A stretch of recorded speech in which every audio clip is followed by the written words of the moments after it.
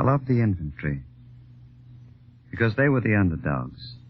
They had no comforts, and they learned to live without the necessities. And in the end, they were the guys without whom the battle could not have been won.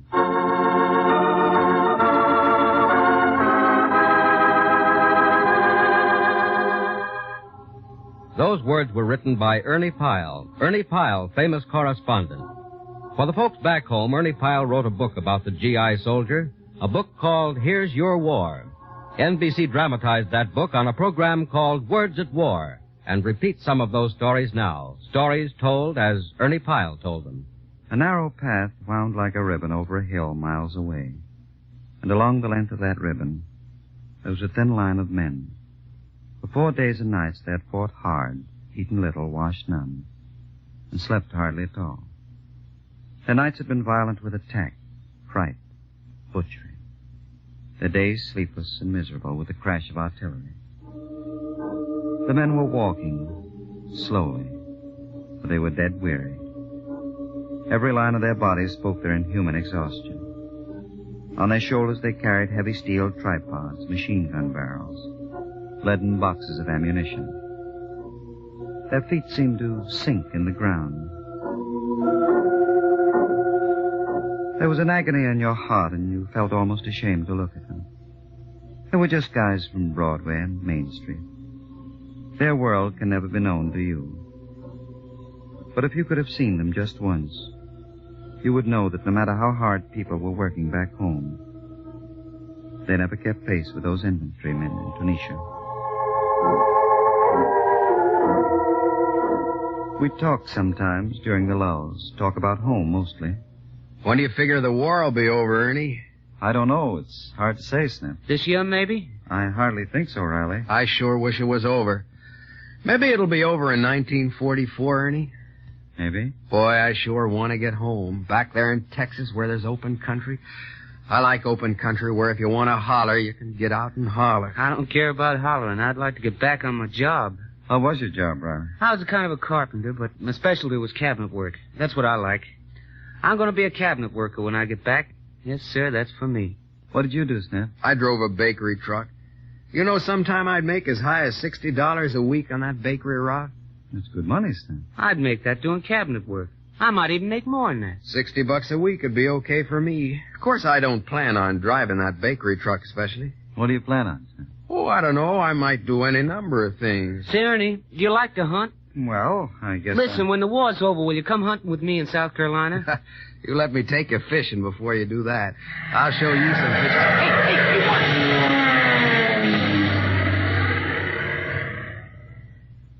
Have you ever been deer hunting in South Carolina, Ernie? No, I haven't. Boy, if I live through this, I'm going to do me some real fishing when I get home.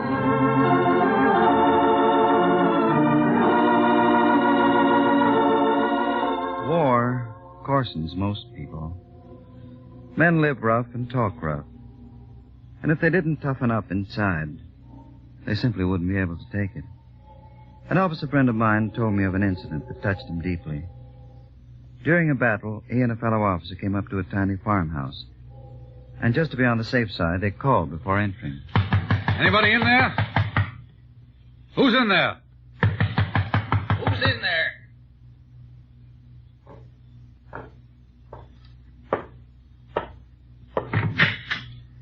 I'm in here. Oh. And who wants to know? I'm Lieutenant Brown, sir. This is Lieutenant Kruger. May we come in? Do what you please.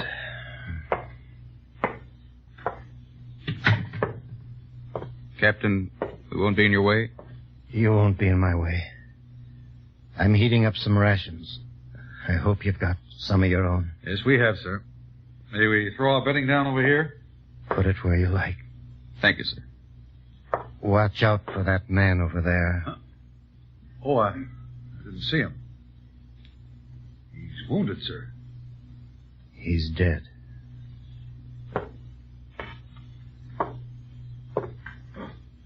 Sir, I happen to have this bottle here. Would you join us in a drink? What? Well, will you have a drink, sir? Drink? Have you got enough for my men outside? Why, no, sir. Just what's here. No, thanks.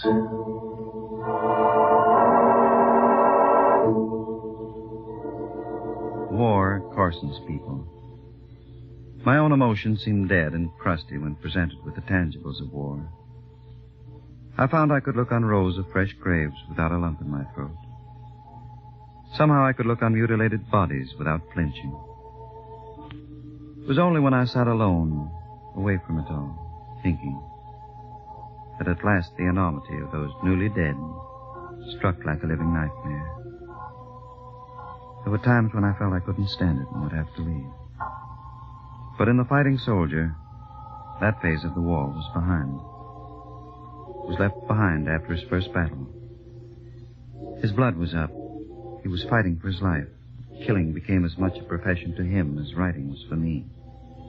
He was truly at war. And yet... Chewing gum? Chocolate? Okay, goodbye. And yet this same frontline soldier was quite a different fellow in the towns and villages. More often than not, he gave all his rations away to the scrawny Arab kids, then had to live on oranges and tangerines himself. The Arab kids were friendly, and our soldiers weren't 2 days in a new place until every kid in town could say in English, chocolate, chewing gum, okay, goodbye. Chewing gum? Chocolate? Okay.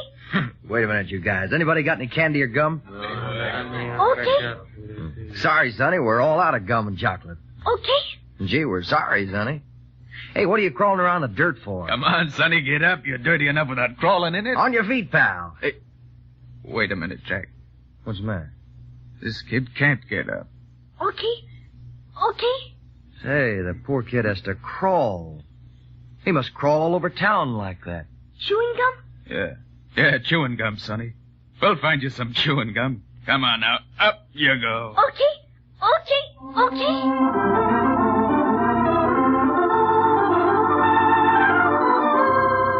They got him some chewing gum, and more than that. They took this terribly crippled Arab back to their aerodrome. They took the wheels off a battery carrier, made a little wheel platform for the kid to lie on. Now he rolls along the streets instead of crawling in the filth. And every soldier is his friend. Okay. Chewing gum? Chocolate? Okay. Goodbye. Yes, war coarsens people. But it cannot harden the hearts of American boys. For all the killing they must do, so there will be an end to killing. I do not think that any of us who have seen the mass cruelty of war can ever be cruel to a living thing when this war is over. And what about you, soldier? I'm just the same as I always was. I'm no different. But he is different. The men over here in North Africa have changed. They're too close to themselves to sense the change, perhaps. But they have changed. In little ways. Once soldiers inevitably asked me 2 questions wherever I went. When's the war going to be over, Ernie? When do you think we'll get home, Ernie? It's different now. Sure, they all still want to go home. There is something deeper now. It isn't a theatrical proclamation that the enemy must be destroyed in the name of freedom. It's just that we got to win this war or else. And we can't be running excursion steamers back and forth across the Atlantic while we're doing it. They're rougher than when you last saw them. War is a rough business. Money means little to them right now. They spend it freely or give it away. And they are dead sure of one thing. Boy, if I ever get home, I'm going to stay home. I never want to see a foreign country again. I don't want to even hear about a foreign country. But down in their hearts, they know full well. Yeah, I bet you won't be home 6 months before you start going around talking Arabic, bragging about that girl you met in England, and telling about the beautiful sunset you saw in Germany. Who, me? Why, Well, yeah. I guess that's just about what we'll all be doing. You'll know them all right. They'll snap back into the ways of peace, just as they snapped into the ways of war. Meanwhile, they're well cared for. No soldiers in any other war in history have had such excellent attention. They're a healthy army. Their food is good. Boy, what I wouldn't give for a swell steak in a Broadway restaurant. He's thinking more of Broadway than the steak. He's thinking more of home, wherever home may be.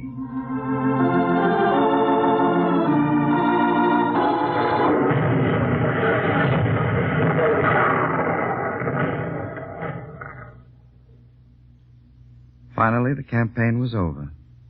Now we're in a lull. And under this cloudless sky, and by this blue Mediterranean, there are the rows of white crosses that we must leave behind as we start for another battlefield. As we start another march, feeling as we always feel, that this is the march that will lead us home. Home. The one goal of every American who marches on foreign soil. There will always be some left behind as we go from one battlefield to another. They die, and thereby the rest of us can go on. There's nothing we can do for the ones beneath the wooden crosses, except perhaps to pause and murmur, "Thanks, pal."